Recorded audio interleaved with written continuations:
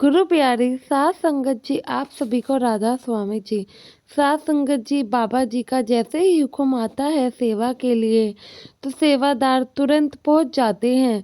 तब चाहे मौसम कैसा भी हो, दिन हो रात हो, जैसे ही बाबा जी का हुक्म आता है सेवादार कभी पीछे नहीं हटते हैं, क्योंकि बाबा जी अपने सभी सेवादारों से बहुत प्यार करते हैं और सारे सेवादार भी बाबा जी से बहुत प्यार करते हैं।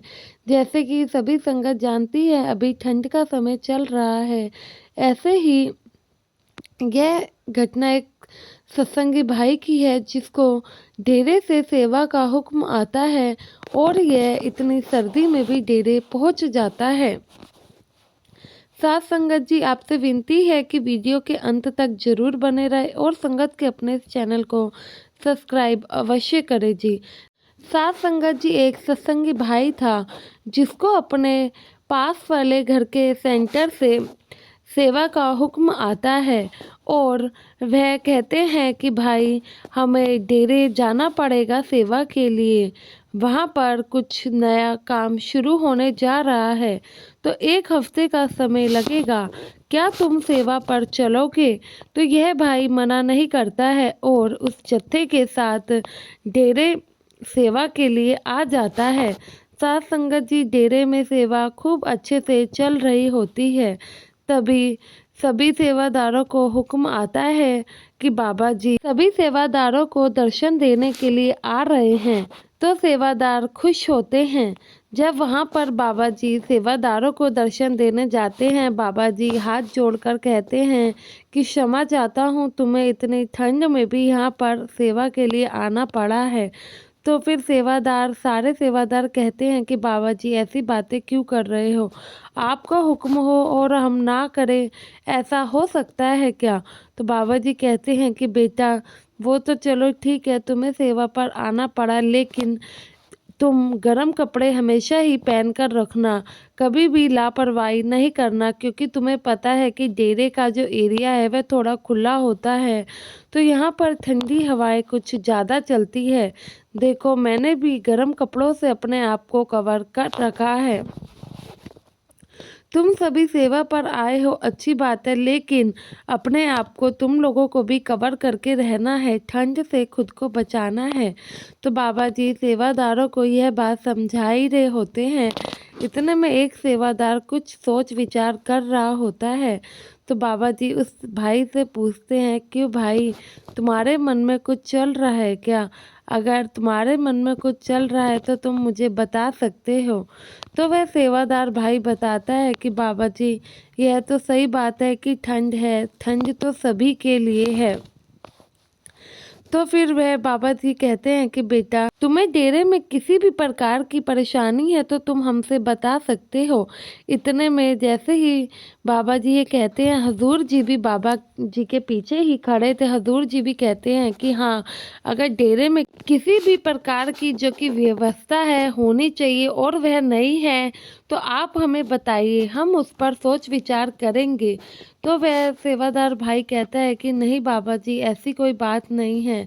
बात अक्सर ये है कि मैं जब हम डेरे आए तो मैंने एक डेरे के बाहर परिवार देखा जो कि झोपड़ी में रह रहा था।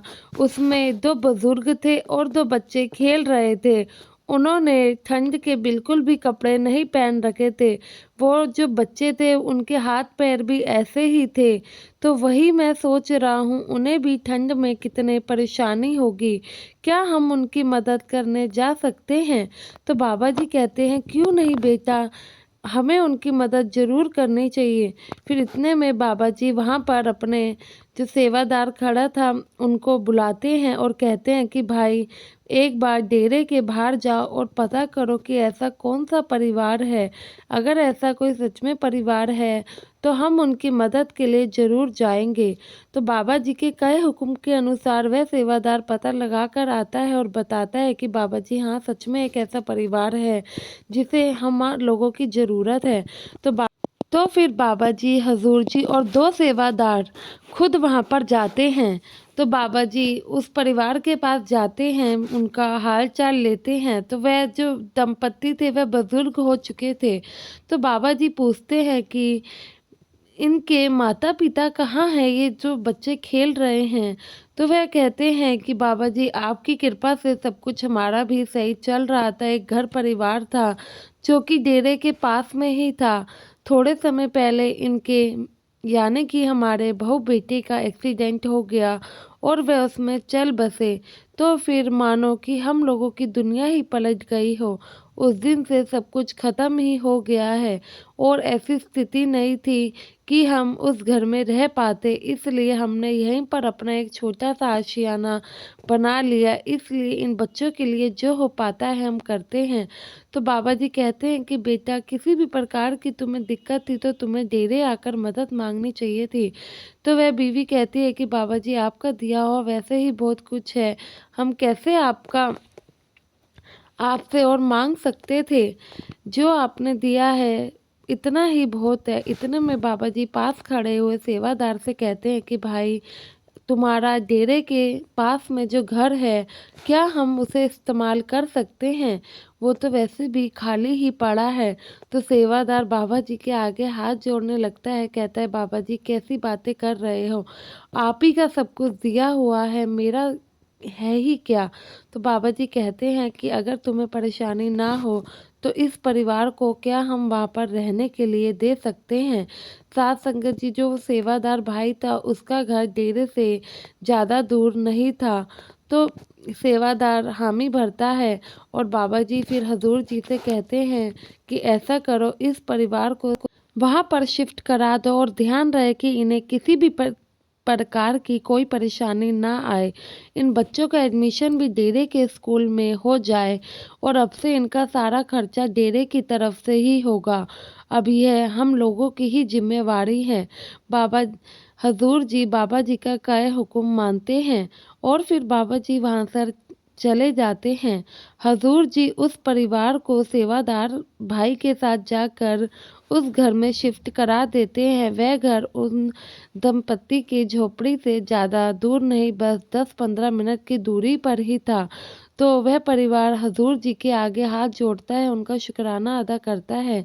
कहते हैं उन जो माता जी थी वह कहती हैं हजूर जी आप में ही बाबा जी की छवि दिखती है और आप भी कितने प्यारे हो।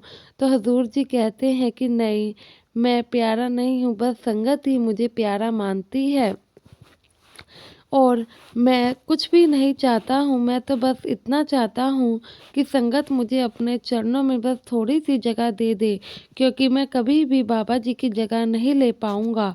जब हजूर जी ये बात कहते हैं तो वह माता जी रोने लगती हैं और कहती हैं कि नहीं हजूर जी ऐसा नहीं है, आप में भी बाबा जी की ही छवि दिखती है और आप हर चीज़ कैसे मैनेज कर लेते हो।